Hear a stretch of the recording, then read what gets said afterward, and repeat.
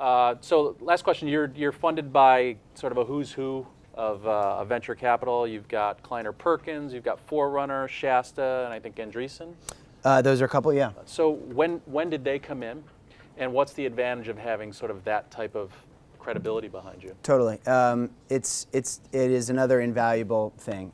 One of the things that, and I'll answer that in a circuitous fashion. I was very honest about what I knew and what I didn't know when I started this business. I knew that I understood branding, marketing, and the web, but I had just come from New York not too long before, and my network in Los Angeles was very small.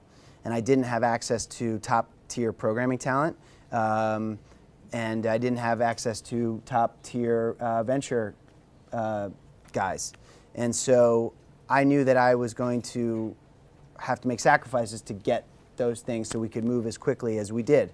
And the short answer is so we made a deal with a local Santa Monica accelerator for those reasons alone. Access to funding and as most people have heard, and I will tell you that it is true, it really helps to know people that it's who you know in so many ways. It's not to say you can't do it, but there were a lot of companies that also shacked up with our accelerator or that didn't shack up with the accelerator because they thought they could do it on their own. And I could see very clearly that they had weaknesses just like I had weaknesses that I needed to account for, and they are not doing great. Because they have tried to struggle on your own. And I am not saying that you can't do it on your own. Absolutely. I'm just saying you have to be very honest about who you are and what you can do and who you know to accomplish whatever your goal is. And I was that, and that for me meant going to an accelerator. So I'm not supporting the idea of an accelerator for startups, but I'm just saying that you have to be honest with yourself all the time. Like even now, I'm very honest with myself about what we're doing right and wrong.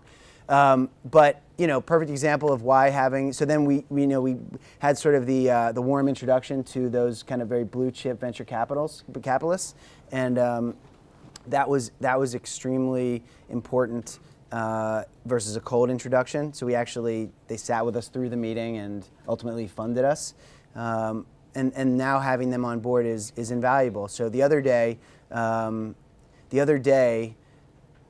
American Express, we're moving offices from Santa Monica to Venice, and the other day there was an address discrepancy, and the other day American Express shut off our ability to accept American Express credit cards. And my chief operating officer was on the phone with customer service trying to fix this, and I was he told me about it, and I was like, oh man, what a nightmare. Let me know if you need any help.